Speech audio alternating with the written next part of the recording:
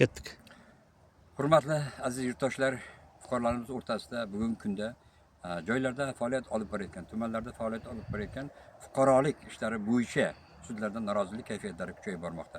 Mening hozirgi suhbatdoshim Sho'rchi tumanida istiqomat qiladi. Marhamat, o'zingizni tanishtiring. Men Tillayib Baxtiyorman.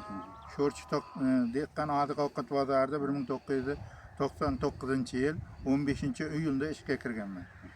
Mana shu ishlagan vaqtimda har xil lavozimlarda ishladim. Tarozi bor, nazoratchi lavozimlarda ishladim. 2022-yil 15-iyul sanasiga kelib Hasanov Fardin yig'ilish qilib, yig'ilishda 15 kun ish, 15 kun dam deydi. Men indamay, siz nima desang, sizning aytganingiz ish, siz kattasi deb chiqib ketganman. Chiqib ketgandan keyin 1 oyda ham, 2 oyda ham, 1 yilda ham, 2 yilda ham menga ish bermadi. Meni sarson qildi. Bu orada meni o'zlari arza yozganman mening nomimdan. Yozmaganman, meni 3 yildan beri mana shu bugungacha meni sarson qilib yuribdi. Bu orada 2025-yil sudga berdim. Sud menga aytdiki, vaqtingiz o'tib ketgan, sudning vaqti o'tib ketgan, ertaroq harakat qilishingiz kerak dedi. Lekin birinchi kun bo'lganda sudning raisidan so'raganimda, qani meni arza yozgan bo'lsam deganimda taqdim qila olmadi. Ikkinchi kun sudda menga kisra ko'paydan chiqarilgan, mening qo'lim qo'yilgan sudning mening arzamni menga ko'rsatdi. Menga aniq o'zini ko'rsatdi. Aslini sizga dedi ko'rsatmaymiz biz dedi. Olmasa ko'rsatmasangiz dedim, buni ekspertizaga beringizlar dedim. Men dedim arza yozib bozordan ishdan chiqib ketgan bo'lsa. Meni eshitmadi. Baxtiyorjon, shu o'rinda gapingizni bo'laman. Siz o'sha bugungi kunda shu faoliyat ko'rsatuvchi bozordan 80 million ish haqi turibdi. Ish haqim turibdi. Qolaversa, mana shu o'rinda savol bo'lyapti. O'sha fuqarolik sudining raisi o'sha sizni arizangizni qalbaq qilgan. Sababi siz imzo qo'ydingizmi, o'shanga qo'ymaganmisiz? Qo'ymaganman. Men qo'yganimda mana viloyat hokimimiz paxta fermerligim bor. Fermerligim xotirim nomida.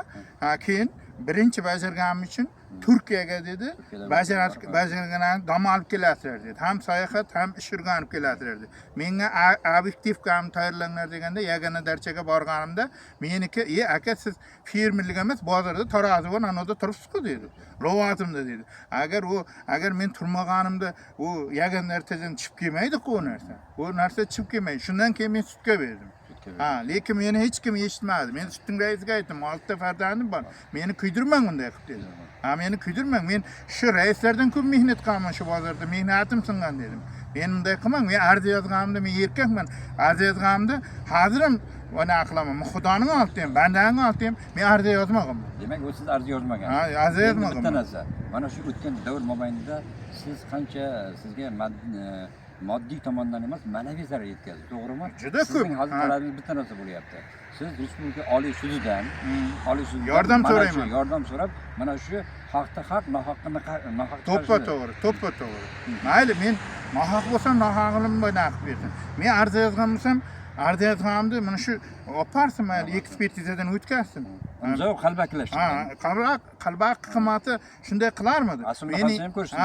Men so'radim sudning raisidan.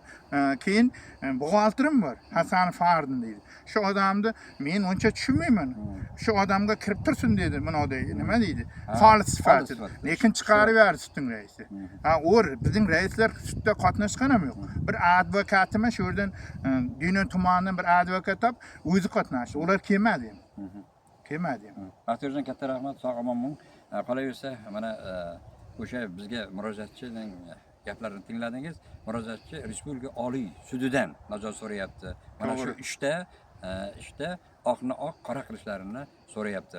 Hurmatli aziz yurtdoshlar, albatta biz mana shu qahramonimiz bo'lgan suhbatni natijasini ham sizlarga e'lon qilib boramiz va biz o'ylaymizki, huquqiy mamlakatda yashayapmiz. Albatta mana shu qonun o'z kuchini ko'rsatadi va Baxtiyorjonni ishlari tez orada tiklanadi.